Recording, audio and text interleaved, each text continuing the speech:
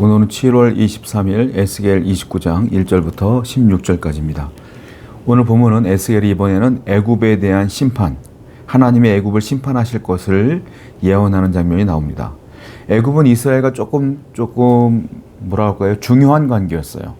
그럼에도 불구하고 애굽을 의지했던 이스라엘도 함께 애굽의 멸망을 보면서 하나님께 돌아오게 하려는 목적을 갖고 하나님께서 이 말씀을 하십니다. 말씀 한번 볼게요. 열째 해, 열째 달, 열두째 날에 여호와의 말씀이 내게 임하여 이르시되, 인자야, 너는 애굽의 바로 왕과 온 애굽으로 얼굴을 향하여 예언하라. 너는 말하여 이르기를, 주 여호와께서 이같이 말씀하시되, 애굽의 바로 왕이여, 내가 너를 대적하노라.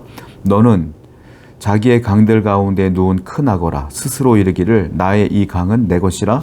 내가 나를 위하여 만들었다 하는도다.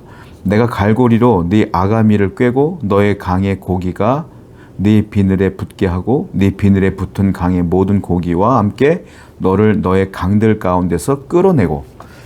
여기 보면 바로가 어떻게 스스로를 얘기하냐면 이렇게 얘기해요.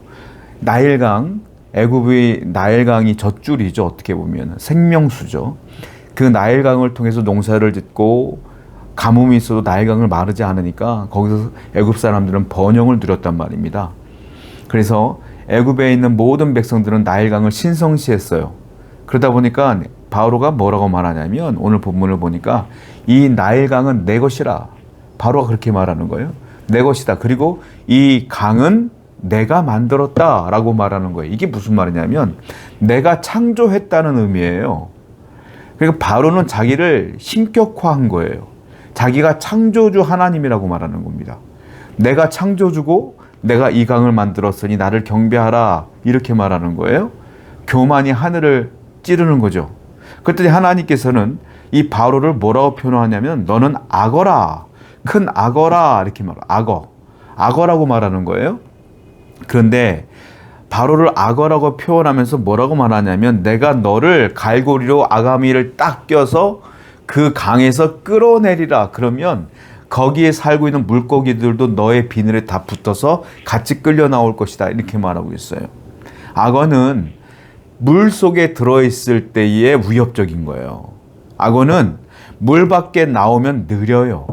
물 밖에 나오면 다 보이기 때문에 위협적이지가 않아. 그러니까 악어는 물 밖에 나오면 힘을 못 써요. 이게 무슨 말이냐? 하나님께서 그렇게 교만한 바로를 악어라 칭하시고 물 밖으로 끌어낸다는 말은 너 망한다, 이 말입니다. 한마디로 말하면 이스라엘에게 경고하는 거예요. 하나님 보실 때에 바로는 악어와 같은 존재뿐이 안 된다. 그런데 왜 그 바로를 의지하고 애굽을 의지하느냐? 하나님을 의지해야 되지 않겠느냐라고 말씀하시는 거예요. 성도 여러분, 우리는 사람을 의지하지 않고 환경을 의지하지 않고 어떤 힘을 의지하는 것이 아니라 오직 하나님을 의지하며 그분께 나아가는 성도가 되어야 될 줄로 믿어요. 오늘도 하나님께서 우리에게 말씀하시는 겁니다. 성도는 세상을 의지하는 것이 아니라 하나님을 의지해야 된다라고 말하고 있어요. 6절 말씀이에요. 애굽의 모든 주민이 내가 여호와인 줄을 알리라. 애굽의 본래 이스라엘 족속에게 갈대 지팡이라. 그들이 너를 손으로 잡은즉 네가 부러져서 그들의 모든 어깨를 찢었고, 그들이 너를 의지한즉 네가 부러져서 그들의 모든 허리가 흔들리게 하였느니라. 하나님이 또 뭐라고 말하냐면, 자, 애굽은, 바로는 한마디로 말하면 갈대 지팡이라, 이렇게 말하고 있어요. 갈대로 만든 지팡이래요. 지팡이는 나를 지탱해 줘야 되는 거 아닙니까? 근데 갈대로 만든 지팡이가 어떻게 나를 지탱해 줄 수 있겠어요? 내가 그 지팡이를 의지하는 순간 난 넘어지는 거죠. 부러지는 거죠. 한마디로 말하면 하나님 보실 때 바로와 애굽은 갈대 지팡이인데, 이스라엘 너희들은 왜 그 애굽을 의지하느냐라고 말하는 거예요. 실질적으로 애굽을 이스라엘은 의지했어요. 바벨론이 이스라엘을 애워쌌을 때, 둘러쌌을 때에 그들은 사신을 통하여 애굽에게 도움을 요청합니다. 바로여, 우리와 함께 싸워주세요 라고 말했을 때 바로는 도와주지 않아요. 애굽은 도와주지 않습니다. 그렇게 조공을 바쳐가며 그렇게 섬겼던 애굽인데 결정적인 순간에 애굽은 이스라엘을 돕지 않아요. 결국은 이스라엘은 바벨론에 의해서 포로로 잡혀가는 일들을 겪게 되는 거 아닙니까? 여러분, 사람인지라 눈에 보이는 걸 의지해요. 나보다 힘이 좋은 사람을 의지하고, 나보다 권세가 있는 사람을 의지하고, 나보다 물질이 많은 사람을 의지해요. 그런데 하나님은 계속 말씀하시는 거예요. 그 사람들은 다 갈대 지팡이야.